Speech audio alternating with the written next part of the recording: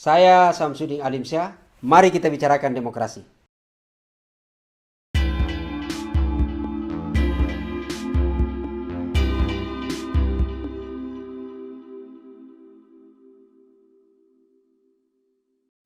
Bismillahirrahmanirrahim. Assalamualaikum warahmatullahi wabarakatuh. Teman-teman sekalian, terima kasih bersama kami di channel Ustadz Demokrasi. Edisi kali ini kita akan membahas berkaitan soal adu kekuatan tiga bakal capres yang digadang-gadang akan maju pada pemilu 2004 mendatang. Ketiga bakal capres tersebut adalah yang pertama ada nama Anies Baswedan yang diusung oleh Partai Keadilan Sejahtera, Nasdem, dan Partai Demokrat. Anies Baswedan mengusung satu tagline yang disebut adalah Koalisi Perubahan. Bakal calon yang kedua adalah ada nama Ganjar Pranowo yang kita tahu semua adalah Gubernur Jawa Tengah. Kalau Anies adalah mantan Gubernur DKI Jakarta dan Ganjar Pranowo adalah sekarang ini masih menjabat Gubernur Jawa Tengah yang baru saja resmi ditetapkan oleh Partai Demokrasi Indonesia Perjuangan atau PDIP gitu ya. Kemarin di hari Jumat atau 1 Syawal 1444 Hijriah. Teman-teman sekalian, ada nama yang ketiga adalah bakal calon ketiga juga adalah ada Prabowo Subianto. Yang kita tahu semua adalah Menteri Pertahanan sekarang ini. Yang pada pemilu 2019 bertarung head to head melawan oleh Presiden Joko Widodo. Jadi pada saat itu maju bertarung tapi kemudian kalah. Dan kemudian ternyata menerima tawaran masuk kabinet Jokowi menjabat sebagai Menteri Pertahanan. Teman-teman sekalian, seperti yang selalu saya sebut bahwa hak pemilih untuk mendapatkan informasi yang lebih komprehensif siapa sebenarnya sosok bakal calon yang akan dipilih. Atau setidak-tidaknya adalah menjadi pemilih kritis. Dengan syarat tentu harus mengenali reputasi bakal calon sebelum menjatuhkan pilihannya. Ini adalah bakal calon yang tentu belum ada jaminan apakah betul akan maju atau justru akan bertambah gitu ya, atau malah berkurang. Tapi setidak-tidaknya ketiga bakal calon inilah yang selama ini banyak berada di lapangan. Oleh karena itu kemudian mari kita kenali sesungguhnya siapa ketiga bakal calon tersebut. Pertama, teman-teman sekalian, kita lihat dari sisi pendekatannya adalah kita bisa lihat dari latar belakang pendidikan gitu ya, dan latar belakang keluarganya. Misalnya kita coba bedah satu persatu.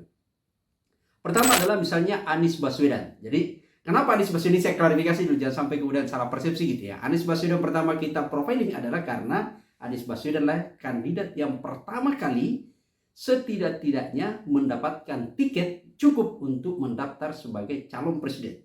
Karena beliau yang pertama diusung oleh 3 partai koalisi dengan syarat minimal 20%. Jadi bukan karena kenapa tidak duluan Prabowo, tidak duluan Ganjar gitu ya. Tentu harus ada yang nomor satu kita sebut. Dan ini adalah berdasarkan nomor urut yang mendapatkan tiket gitu ya. Baik. Pak Anies kalau kita lihat seperti latar belakang kalau kita lihat yaitu adalah beliau ini lahir di Kuningan, Jawa Barat gitu ya pada tanggal 7 Mei 1969. Kita tahu semua bahwa beliau ini adalah lahir dan besar dalam lingkungan terpelajar. Orang tuanya adalah kalau kita tahu semua gitu ya. Jadi kalau misalnya bapaknya Pak Rashid Baswedan bahkan pernah menjadi wakil rektor Universitas Islam Indonesia. Dan juga ibunya adalah Alia gitu, adalah guru besar di Universitas Negeri Yogyakarta. Bisa bayangin, jadi beliau ini adalah lahir dalam lingkungan terpelajar. Bahkan sesungguhnya adalah kalau kita track rekam jejak beliau, keluarganya gitu ya, Anies Baswedan adalah kakeknya seorang pejuang, yaitu adalah mendapatkan pahlawan nasional. Beliau adalah pejuang untuk kemudian bagaimana ikut berkontribusi sahnya mendapatkan pengakuan Indonesia untuk dinyatakan sebagai negara yang merdeka. Anies di masa kecilnya dihabiskan di Yogyakarta. Jadi SD, SMP, SMA itu kemudian bersekolah di Yogyakarta. Bahkan kemudian lanjut kuliah di UGM Fakultas Ekonomi itu juga di Yogyakarta. Nah, ada yang menarik sebenarnya di sosok Anies Baswedan. Sejak SMA sesungguhnya sudah mendapatkan beasiswa pertukaran pelajar ke Amerika. Makanya kemudian kalau kita lihat track di ijazah mereka itu sepertinya mengenyam pendidikan sampai 4 tahun. Jadi bukan tinggal kelas tapi kemudian mereka karena ada keluar negeri beasiswa 1 tahun. Setelah kemudian kembali, kemudian diterima masuk di UGM, lalu kemudian selesai di S1 Fakultas Ekonomi, pada saat bersamaan kemudian S2, S3 mendapatkan lagi-lagi adalah beasiswa ke Amerika. Jadi hidupnya kalau yang menarik adalah Anies Baswedan karena memang dia lahir dalam lingkup terpelajar gitu ya. Lahir besar dalam lingkungan yang terpelajar lalu kemudian dapatkan beasiswa. Dan hal yang menarik karena meskipun mereka biasanya orang menyebut kalau aktivis itu adalah paling lama kuliahnya, IPK-nya rendah dan susah mendapatkan beasiswa. Tapi kemudian itu stigma itu dibantah oleh Anies dan dia tetap adalah seorang aktivis tapi kemudian mendapatkan beasiswa. Dan itu kemudian dilakukan S2-nya sampai S3 itu di luar negeri, yakni adalah Amerika Serikat. Itu adalah sosok Anies pada pendekatan kalau kita lihat dari latar belakang pendidikan dan keluarganya. Bagaimana dengan Ganjar? Nah, Ganjar Pranowo adalah kalau kita lihat ini sebenarnya sama-sama dari UGM gitu ya, sama-sama dari UGM. Hanya saja kalau Anies itu adalah di Fakultas Ekonomi, nah Pak Ganjar adalah di Fakultas Hukum. Pak Anies jauh lebih muda setahun, hanya selisih setahun dengan Pak Ganjar. Jadi sepertinya adalah senior sedikit gitu ya. Nah, Pak Ganjar ini menarik. Jadi kalau Pak Anies lahir dalam lingkungan terpelajar gitu ya. Kalau Pak Ganjar, nah ini sepertinya anak keluarga FKBP. Jadi orang tuanya adalah seorang polisi. Jadi seorang polisi lahir di Jawa Tengah gitu ya pada tahun 1968.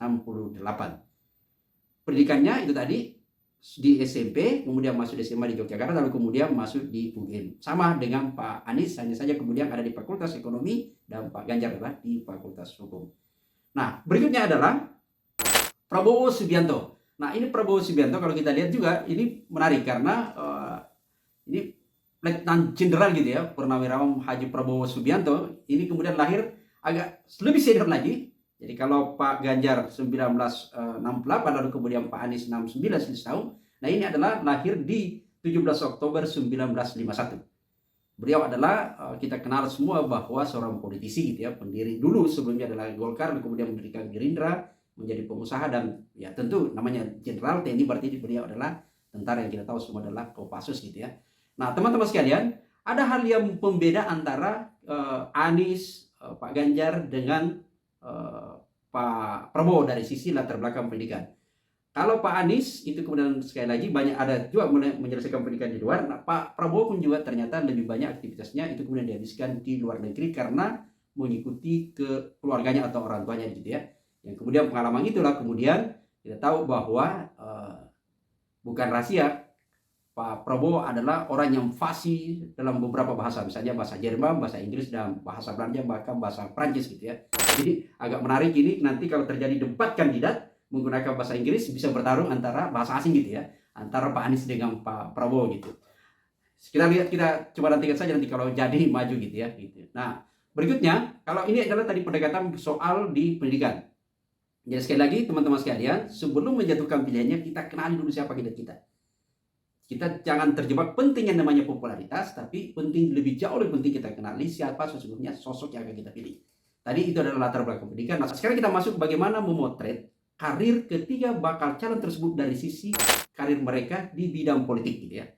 Baik, kita kembali mengawali lagi dari Pak Anies Baswedan. Pak Anies ini yang menarik adalah sepanjang karirnya sampai hari ini adalah masih belum tertarik untuk menjadi anggota salah satu partai politik. Alias yang bersangkutan masih non-partisan. Meskipun pada saat bersamaan sesungguhnya adalah pada tahun 2010 yang bersangkutan adalah pernah kemudian terlibat dalam pembentukan ormas. Tapi sampai itu masih ormas gitu ya. Jadi beliau adalah bagian dari yang mendeklarasikan terbentuknya Nasdem. Tapi saat itu adalah Nasdem sebagai ormas. Belum menjadi partai politik gitu ya. Meskipun kita tahu bahwa deklarator Nasdem, inisiator sekaligus deklarator Nasdem pada saat itu adalah Pak Surya Paloh. Dan melahirkan sebuah manifesto yang sangat kuat dan yang salah satu pembacanya adalah Pak Anies Baswedan. Pada tahun 2013, nah ini yang menarik. Jadi sekali lagi Pak Anies adalah non-partisan gitu ya, kemudian ikut mendeklarasikan Nasdem sebagai ormas. Nah tahun 2013, Pak Anies kemudian dari karir politiknya itu kemudian mencoba beradu nasib, itu kemudian ikut yang namanya konvensi di Partai Demokrat. Ada beberapa kandidat tokoh yang kemudian ikut pada konvensi yang kemudian terus terjaring dan pada akhirnya kemudian keluar dua kandidat yang bertarung sangat ketat pada saat itu adalah yaitu Pak Dahlan Iskan dan Pak Anies Baswedan. Pada saat itu kemudian karena Partai Demokrat tidak mencalonkan kandidat capres, maka Anies kemudian pindah haluan untuk kemudian memberi dukungannya kepada Pak Joko Widodo, paket Yusuf Kala pada saat itu pada pemilu 2014, yang akhirnya kemudian keluarlah pemenangnya sebagai presiden terpilih pada saat itu adalah Joko Widodo. Dan kita tahu bahwa pada saat pembentukan kabinet, Anies Baswedan akhirnya kemudian dipercaya menjabat sebagai Menteri Pendidikan pada saat itu. Meskipun akhirnya di tengah jalan kemudian ditendang oleh Jokowi, walau hanya ada faktor eksternal lain. Yang jelas Anies kemudian didepak dalam kabinet Jokowi pada saat itu bersama beberapa menteri yang lainnya, tanpa ada penjelasan apakah karena kinerja atau macam-macam. Banyak informasi dari lapangan yang tentu kita belum bisa percaya betul, karena yang bisa mengklarifikasi hanyalah Pak Jokowi sendiri dengan Pak Anies gitu ya. Berikutnya adalah kita loncat pada tahun 2017. Jadi ketika beliau didepak dari Menteri Pendidikan gitu ya, ini kemudian akhirnya Anies kembali melakukan beradu nasib pertarungan di Pilkada DKI Jakarta. Dan di Pilkada DKI Jakarta ini kemudian Anies diusung oleh Partai Keadilan Sejahtera bersama dengan Gerindra. Dalam pertarungan ini kemudian Anies keluar pemenang setelah melalui 2 putaran. Nah, ini yang menarik karena survei sebelumnya adalah Anies tidak begitu diperhitungkan, apalagi karena waktu yang sangat singkat, dan semua mengeluh adalah berdasarkan survei pemenangnya itu adalah Ahok. Tapi kemudian situasi berbalik, terutama pada putaran kedua akhirnya yang keluar pemenangnya adalah Anies Baswedan. Itulah karir di bidang politik Anies Baswedan, yang kalau kita lihat sebenarnya potretnya tadi adalah seperti ini adalah kembali bernostalgia. Anies bukanlah, meskipun non partisan, tapi bukan orang baru dengan Demokrat, bukan orang baru dengan PKS, dan bukan orang baru dengan Nasdem. Mereka sepertinya memperlihatkan bahwa Anies selama ini cukup kuat merawat hubungannya, sehingga ketika maju pada Capres, ketiga partai tadi ini tidak begitu berat untuk mencalonkan kembali Anies. Kecuali Gerindra, karena memang kita tahu bahwa ada Pak Prabowo di sana gitu. Yang kedua adalah Pak Ganjar Pranowo. Ini lebih menarik lagi, karirnya sepertinya kelihatan agak lebih berpengalaman dari sisi politik gitu ya. Pak Ganjar ini kemudian kalau kita track, Pak Ganjar bergabung dengan PDIP dan kemudian terpilih masuk langsung menjadi anggota DPR, yaitu adalah pada periode 2009-2014. Beliau ini kemudian duduk di Komisi 2 gitu ya, yang membidangi tentu adalah pemerintahan gitu ya, pelayanan publik di sana, termasuk kepemiluan sebenarnya, mereka yang membidangi di sana. Selama menjabat di DPR, sebenarnya Pak Ganjar pernah menjabat juga, masuk menjadi salah satu anggota Pansus Hak Angket. Yang kita tahu semua bahwa ini adalah kasus yang sangat fenomenal gitu ya, spektakuler, yaitu adalah dugaan kerugian negara mencapai sampai 6,7 triliun. Dan ada beberapa nama yang terseret pada saat itu gitu ya, yang sempat disebut-sebut, termasuk sebenarnya adalah nama pada saat itu ada Wapres gitu ya, dan kemudian sekarang Menteri Keuangan gitu ya. Ini yang banyak disebut. Tapi pada saat bersamaan juga pasca setelah itu, Ganjar Pranowo juga namanya kemudian ikut terseret sebagai saksi dan sempat diperiksa di KPK, yaitu adalah dugaan korupsi IKTP gitu ya, yang kemudian pada saat itu sempat menggemparkan publik karena ini menempatkan jantung ketua DPR pada saat itu, yang kita biasa dengan istilah bapau gitu ya. Nah, pada tahun 2013 gitu ya, kemudian Ganjar tidak mengakhiri, jadi periode DPR Ganjar harusnya adalah 2009-2014. Tapi kemudian periodenya tidak akhiri karena kemudian ikut masuk jadi berdasarkan keputusan partai, lagi-lagi ditunjuk oleh PDIP gitu ya, ditugaskan katanya gitu, kalau istilah PDIP itu ditugaskan untuk kemudian maju pada pilkada di Jawa Tengah. Dan pada saat itu kemudian berhasil, Ganjar kemudian terpilih menjadi gubernur, masih umur 45 tahun pada saat itu, dan berhasil terpilih sebagai gubernur. Itu adalah periode pertama. Berakhir periode pertama, kemudian Ganjar kembali dipercaya oleh PDIP gitu ya, ditugaskan kembali untuk lanjut pada periode kedua, ikut bertarung, dan kemudian ternyata kembali lagi-lagi Ganjar berhasil memenangkan pertarungan pada saat itu di pemilu 2019 gitu ya. Jadi kita tahu semua bahwa Pak Ganjar adalah sekarang ini sudah menduduki jabatan periode kedua sebagai gubernur Jawa Tengah. Tentu ada banyak prestasi yang berhasil dicapai ketika menjabat gubernur. Dalam catatan lain pun tentu ada banyak kekurangan. Sisa publik yang kemudian mencoba menilai apakah yang bersangkutan kinerjanya seperti apa, terutama masyarakat di Jawa Tengah sana. Yang jelas adalah kita selalu menyebut angka yang berbicara. Setidak-tidaknya misalnya Pak Ganjar pernah didaulat untuk kemudian mendapatkan penghargaan sebagai salah satu gubernur yang mendapatkan prestasi dalam hal kepedulian pelayanan publik. Meskipun pada catatan lain tentu sampai hari ini angka stunting di Jawa Tengah masih cukup tinggi. Walau. Kita bergeser kepada bakal calon yang ketiga, yaitu adalah Prabowo Subianto. Nah, Prabowo Subianto ini saya kira kita semua sudah tahu lah. Yang bersangkutan ini dulu memang adalah kader Golkar gitu ya. Jadi pasca di TNI kemudian masuk di Golkar, lalu kemudian bahkan sempat ingin bertarung sebagai ketua Golkar. Tapi kemudian akhirnya memilih resign dari Golkar dan mendirikan partai sendiri yang bernama Partai Gerindra. Itu tepatnya pada 6 Februari 2008. Pak Prabowo ini sesungguhnya adalah bukan politisi yang baru saja muncul. Pada pemilu 2014 kemarin, yang bersangkutan sudah maju sebagai calon presiden berpasangan dengan Pak Hatta Rajasa, dan pada saat itu lawannya adalah Pak Jokowi Widodo yang berpaket dengan Yusuf Kala. Hanya saja takdir berkata lain, Prabowo Subianto kemudian dikalahkan oleh Presiden Joko Widodo sekarang ini. Pada pemilu 2019, kembali Prabowo Subianto itu beradu dengan head to head lagi-lagi dengan Jokowi. Jokowi berpasangan dengan Ma'ruf Amin, Kiai Haji Ma'ruf Amin, lalu kemudian Prabowo Subianto berpaket dengan Sandiaga Uno. Tapi lagi-lagi hasil perhitungan di KPU, saya tidak akan menyebut hasil survei dan macam-macam di publik gitu ya, karena ini banyak debat tebal, tapi yang jelas hasil resmi perhitungan di KPU, Prabowo Subianto dinyatakan kalah sama Joko Widodo. Apakah kecewa Prabowo Subianto?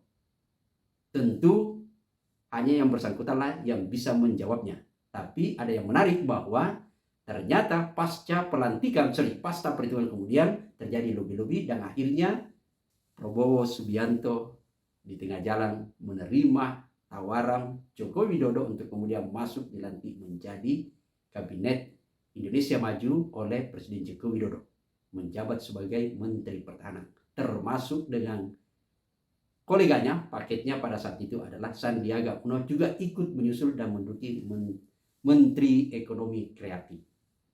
Itulah rekam jejak para ketiga bakal capres yang kita kadang-kadang akan maju ke depan. Siapa yang akan kuat, siapa yang akan menang bertarung ke depan adalah kita akan lihat. Misalnya, kalau kita lihat peta ini tidak mendahului, apalagi sudah ada lembaga survei. Kalau kita berpedoman lembaga survei sekarang ini adalah Prabowo Subianto, kemudian disusul Ganjar Pranowo, lalu kemudian Anies Baswedan. Tapi saya ingin mengutip pernyataan dari Ridwan Kamil yang menyatakan bahwa bukan kita tidak percaya namanya survei, tapi ada banyak kejadian survei itu adalah tepat hitungannya sesuai dengan hasil pemilu, tapi juga ada banyak fakta yang menyatakan bahwa survei kadang tidak bersesuaian di lapangan. Ada banyak faktor yang menentukan. Sehingga coba kita potret sesungguhnya apakah siapa yang akan bakal maju, siapa yang bakal menang pada pertarungan nanti seandainya 3 kandidat ini. Atau bahkan bisa jadi 2 gitu ya.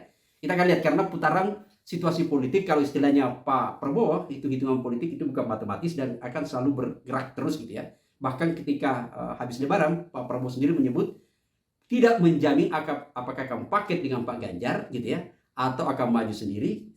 Semua menyebut tergantung apa situasi politik ke depan gitu.